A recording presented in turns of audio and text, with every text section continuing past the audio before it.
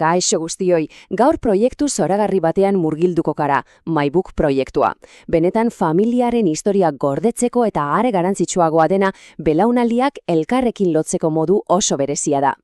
Pentsazazue, bai, zeuen familian, zenbat historio daude hor, ehunka, milaka agian, garaipenak, porrotak, pasaditzo barregarri horiek, maitasun istorioak, esan bezala, liburutegi oso bat, ezta? Eta liburutegi hori gure arbasoen ahotsetan dago gordeta. Baina, hemen dator galdera. Eta galdera gogorra da, Zer gertatzen da liburu zainak, hau da, istorioiek ezagutzen dituzten pertsonak, gure aitonamonak, gurasoak, joaten direnean? Liburutegi hori isildu egiten dela. Eta hiltzor izugarri hori betiko galtzeko arriskuan jartzen dugu. Baina, lasai, bada itxaropenik, eta horretaz hitz egingo dugu gaur. MyBook proiektuak hain zuzen horixe proposatzen du. Ez bakarrik liburutegi hori zaintzea, baizik eta elkarrekin berreraikitzea. Familia osoak parte hartuz gainera, ikusiko duzue. Orduan, goazen hasieratik. Zein da arazoa funtsean? Istorio horiek galtzen ari direla.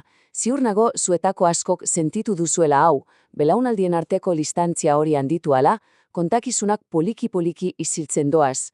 Beno MyBook proiektua justu galera horri aurre egiteko sortu da. Baina, zer da zehazki MyBook? Ikus dezagun. Kontuz ez da aplikazio soil bat edo zerbitzu bat besterik gabe, askoz gehiago da. Esango nuke, sistema bat dela, arazo sakon honi erantzun estrukturatu bat emateko, eta garrantzitsuena, erantzun gizatiar bat. Helburua, familien altzor preziatuenak, haien historiak, modu esangurratzuan jasotzen. Eta argi izan behar dugu gauza bat, MyBook ez da prozesu mekaniko bat, filosofia oso bat dago atzean. Begira, printzipio hauek dira gakoa, familia da beti erdigunea, adinekoaren duintasuna bere hitza lehenesten da.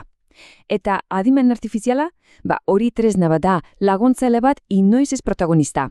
Printzipio hauei esker, prozesua beti gizatiarra eta esanguratsua dela ziurtatzen da. Orain iritsi gara proiektuaren muiera. Eta hau da nire ustez berritzaileena. Ez dago bide bakarra historia kontatzeko, ezta? MyBookek hori primeran ulertzen du. Badaki familia bakoitza desberdina dela, mundu bat. Horregaitik bi bide eskaintzen ditu. Bi ibilbide malgu familia bakoitzaren erritmora eta dinamikara egokitzeko. Oso ondo, goazen bi bide horiek ikustera. Oso simplea da, egia esan. Alde batetik, abidea dugu, nik nire istorioa kontatzen dut. Hemen, adinekoa da gidaria, narrazioaren jabea. Bestetik, bidea, gure istorioa elkarrekin eraikitzen dugu. Hemen, hasieratik familia osoa da taldea. Hitz egin dezagun abideari buruz. Hau aproposa da, bere historia lehenik berak landu eta moldatu nahi duen adinekoarentzat. Berak du lema, bera da protagonista nagusia. Eta familia? Familia lekukoa da, entzule, prozesuan zehar unezehatz batuetan parte hartzen duena. Eta nola funtzionatzen du? 8 asteko bidaia bat da.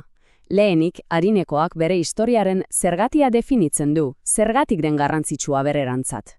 Gero, oroitzapenak grabatzen hasten da, lasai, bere ritmoan.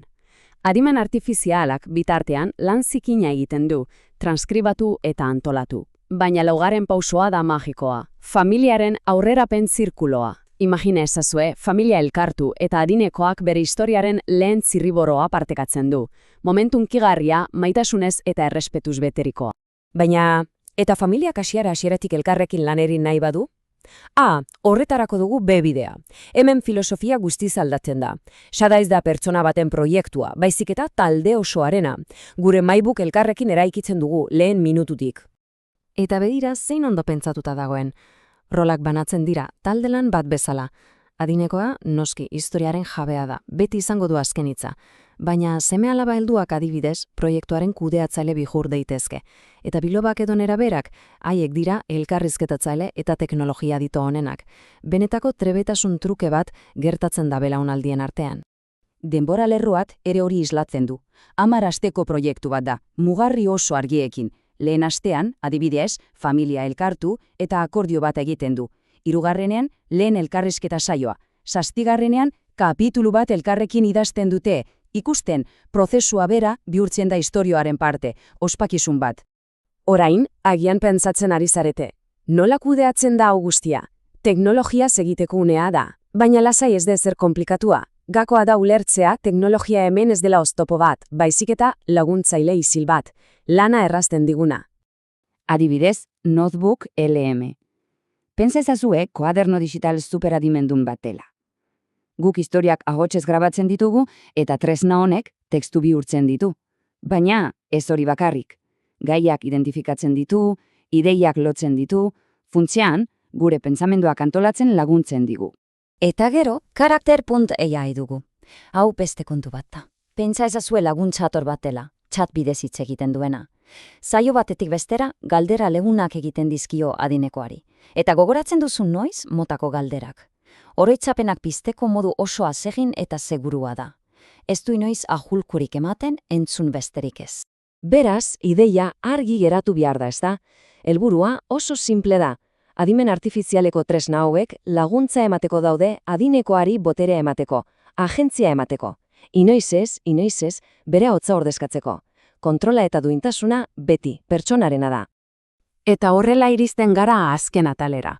Zeren, azken finean, proiektu hau ez da liburu bat egitea bakarrik, hori da emaitza fisikoa bai, baina atzean geratzen den ondarea askoz sakonagoa da. Taula honek oso ondo laburbiltzen du. Begira, bi bideek emaitza zoragarriak dituzte. Abidearekin adinekoaren ikuspegia jasotzen duen oinarrizko liburu bat lortzen dugu. Bere ahotsa, bere testiguitza. Bebidean aldiz emaitza anitzagoara. Bai, liburu bat ere badago, baina ahots askorekin idatzia. Eta gainera, gazteek gauza praktikoak ikasten dituzte prozesuan zehar. Eta guztion artean familiaren artxibo digital bat sortzen dute etorkizunerako.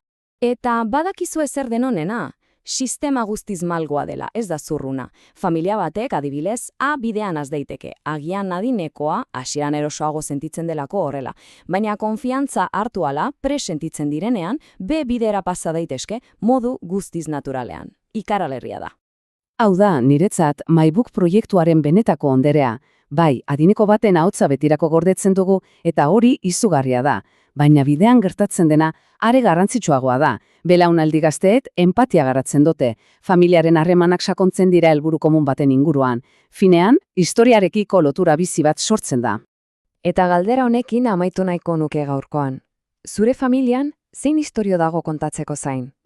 Pentsa ezazune batez, zure etxean, zure jendearen artean.